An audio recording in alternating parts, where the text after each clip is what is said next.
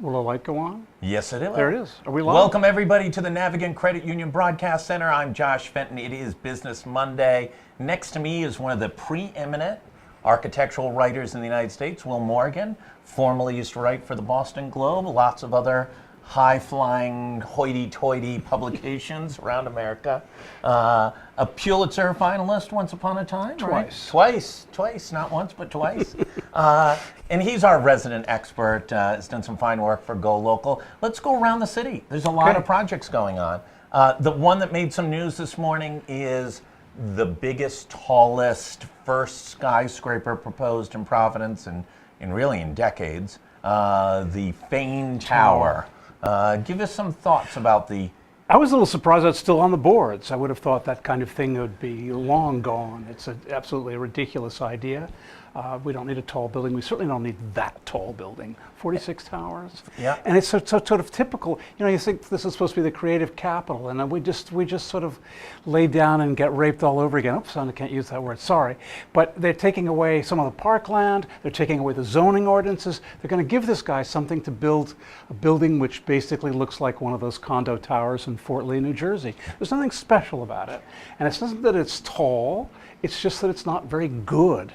And one of the things that I think about with the commission, the I-195 commission, you look them up, and there's one person that has a master's degree in community planning, but other people are bankers and financial consultants and a doctor. I mean, you wouldn't go to, you wouldn't go to a city planner or an architect for say, heart surgery. So then why should you go to doctors and bankers to plan the city? I mean, this is basically what it is.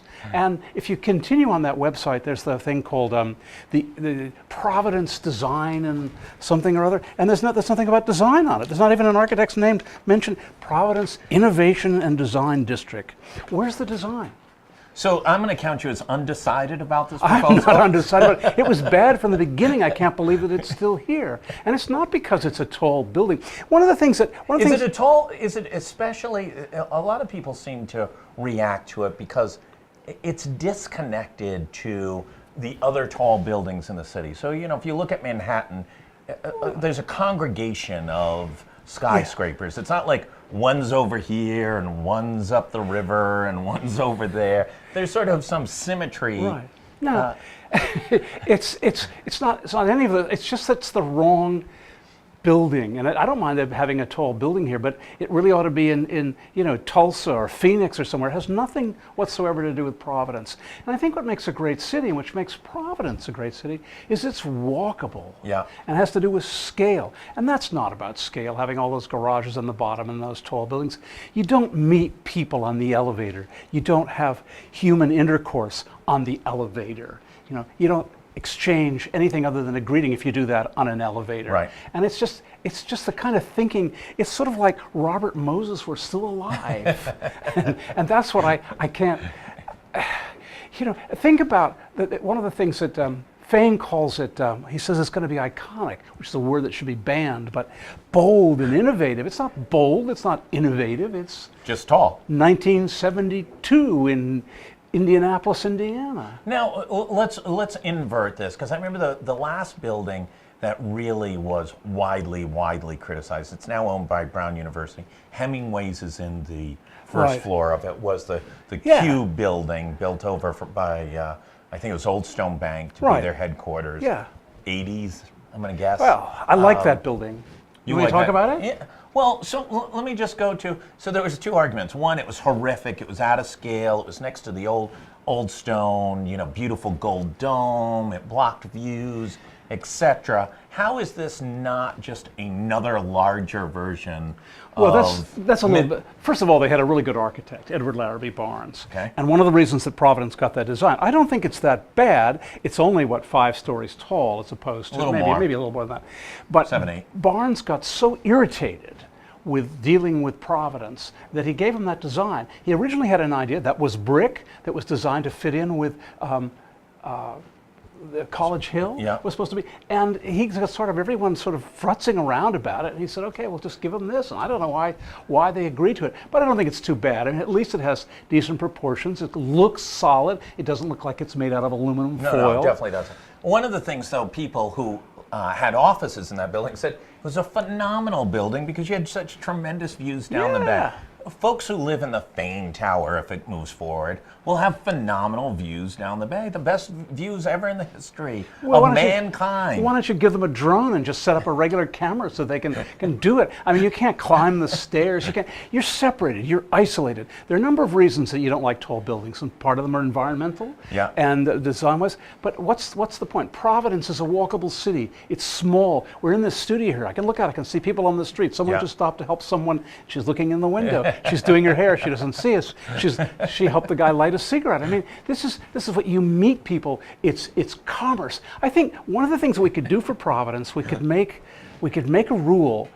Would you go to Europe to see this building? No, you would not. Well, but if you use that, apply that to buildings, you wouldn't go.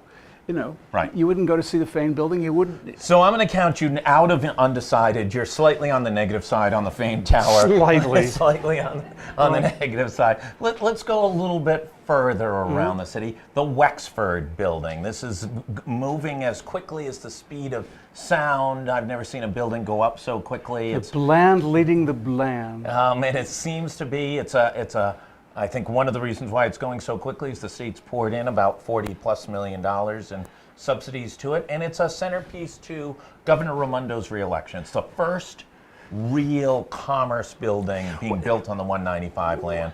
What's your take on that? Forgive me, but what I don't get is that Gina Raimondo spent time on 3 of the most beautiful university campuses in the world. Harvard, Yale, and Oxford. Did she have her eyes open? Did she notice anything? Was any of this thing related? Her, was it all law? Was it all, what was it? She was studying. She was very busy, and she was studying the entire time. Well, here's the thing with the Wexford building. These people have made a career, or they have a model, they have a template of research center near universities and university towns. Fine, nothing wrong with that. The problem is, I don't know, do they have an architect? Do they have some guy that's stamping drawings? Basically, it's real estate, and it's nothing that you would cross the street. So is it objectionable? Is it going to mesh in with... It's not a stick in your eye. No, it's not going to mesh with anything. It's going to look like any other Wexford project on 128 or the equivalent around Indianapolis or Phoenix or Tulsa or any other place. It is amazing. 128 continues to build buildings,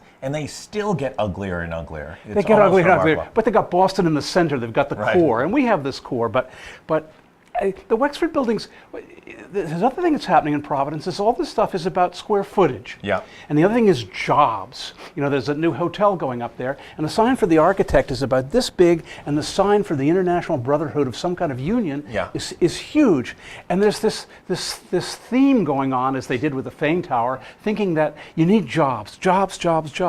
If you build a crappy building, there's the same number of jobs as if you build a good building. Perhaps there are even more people using a good building because you may be using better materials, More detail. There's always this thing that if you hire an architect or you hire something, I just want some people to realize that these are important stuff. It's going to be here for 50 or 100 years. One of the buildings that's new to and it's a little snuck away, is next to Grace Church. They've added a building here on Way Bosset. So we've got two negatives.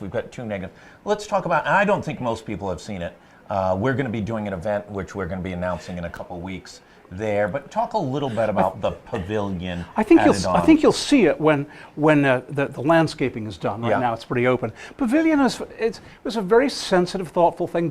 They went and hired a real architecture firm, people that have won awards, and they're not just in the pockets of developers, or some political party. Centerbrook in Centerbrook, Connecticut, done some great stuff. I don't like all of their stuff, but they've done some really fine buildings, and the architect Jim Childress went to RISD. He knows about Providence. Right. He thought about it. He understood the scale. He tried to make it Gothic. That's where I think maybe it falls down a little bit.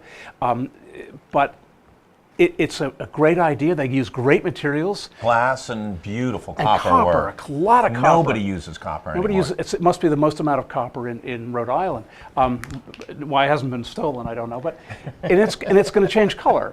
And you know, Grace Church. You've been inside the church. Oh, yeah. I mean, gosh, this place. Now, if this were in Europe, Right. you'd go and see it. Right. It's fabulous. St. Paul's-esque. It's fabulous. So I think they did a great job on that addition. It's small. It's not a stick in your eye, and it doesn't look cheap. The Fane Tower looks cheap. Yeah. Wexford looks cheap.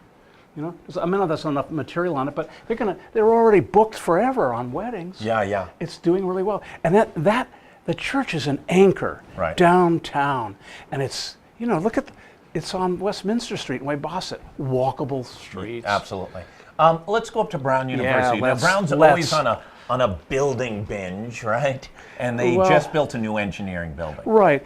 Brown should be one of the great leaders in architecture in this town, and it's kind of faltering. They always have a slight problem. They hire great architects, and then they never know what to do with them. But They do have some of the ugliest buildings in the history of Rhode Island. I mean, such as the science library. yeah, the science library is one of those things that happens when people are out of town. You know, in August it got built. But there's another thing where somebody paid off the city, the people that decide this stuff. It's terrible. But close to it, the engineering building is really, I find it very attractive. Proportions are great. But the interesting thing about that is it's designed by a firm called Kieran Timberlake, and they're one of the great firms in America. And their shtick is starting with environmental stuff and designing from the inside out. So the building is LED gold. It's going to create dividends, and it's beautiful, maybe not, but I think that Brown finally got it right. They obviously didn't get it right with that art center. Well, the first version that we never saw any drawings for, but a megalopicus it was going to be. Now they've come back with a second version. Right. But I was also thinking of that earlier one that looks like the accordion building. You know, the one on Oh, yeah. yeah, the Granoff Center. Yeah, right. Which is an intriguing building, but it's poorly sited, and the only reason Brown built it was to show that they could hire some trendy, avant-garde, edgy architect, and what they got was a trendy, edgy, avant-garde building, which, you know. And very difficult space inside if you've been into it. Yes, because it's not they used very well. decided they would have these different things so you could look over into one building into the other one, Yeah. you know. And one other thing about Brown's construction is it always seemed turned internal to Brown, and we get the garbage dumps on the backside. We always get the dumpsters where the garbage gets picked up. They've got one on Brook and Waterman, right? Where that's where the dumpsters are, and there's a couple others. Awful building on Brook and Waterman. And then they tore down those 7 Victorian houses that summer. I think universities should be the leaders, but they're oftentimes the worst. Back in the old days of Antoinette Downing, the president of Brown was on the board of Providence Preservation Society, and he was there to find out what buildings were going to come on. Well, because he, like everyone else, was scared of Antoinette Downing. Yeah, but he was finding out which buildings were in danger, and then Brown could buy them and tear them down. They're struggling, but I think they're doing better. They've hired Toshiko Mori to do an addition to the Watson Center, and she's a great architect. But Kieran Timberlake, they just did the American Embassy in London. What is it, 750 million pounds? The building that Trump refused to dedicate. Right. But he called it awful. It's pretty amazing given what they had to do. Anyway, I think Brown could be on the right track. Have you gotten any look at the new Performing Arts Center? Are there any drawings out of that? No, I haven't seen it. But that's another thing that happens, and that's why what you're doing at GoLocal is so important. This stuff is never discussed. Yeah. Things that are going to change the shape of a city for our campus or something for 50 years don't get any coverage. Well, I will tell you, the first Performing Arts Center was up for a hearing right around Christmas time, and news editor Kate Nagel went up there and did Facebook Live and streamed the whole thing, and the audience kept growing and growing and growing and growing, and then they abandoned the plan. I saw a high-ranking Brown official, and she said, "Oh, you killed our project." Good. And I said, Good. "Well, we didn't kill your project. We just shed a little light on your project." They weren't always thinking, and of course, Brown, they're subject to donors. There was the whole thing with the what's the swim, the Nelson Fitness Center, and they're getting there. Yeah. You know, they want to have an architecture school. That's one of the sort So of there's a lot of building going on right now, and we're Yeah. going to have you back regularly. What's your what's the thing you see out there right now that's the most inspiring, the most exciting, the most?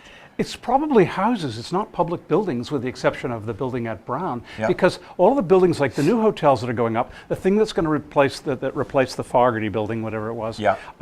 They're all basically suburban motel suites that could be anywhere USA. And I think that what thing is happening are things like, you know, architecture alone doesn't make a city. The things that are happening, you can see it over on the east side. You know the bagel place, Ravel? Yeah. It's changing the neighborhood, Yeah, the same way right. the Seven Stars did up. Yeah. And I think that's what's happened, that Hope Street has become, you know, and we're going to talk about Thayer Street Yeah, absolutely. at some point, and it's probably on its way to being destroyed. You know, we just need more time to think about things, to look at them, to ask questions, you know, and to hold our politicians accountable. Well, Will, thank you as always. I Is that want to it? thank you so much. Stay right here. We're going to be right back in 1 second. I want to thank Will Morgan, one of the preeminent architectural writers, thinkers, critics, and it's a real joy to have him here on GoLocal Live. We'll be right back in 1 second with Matt Hassett.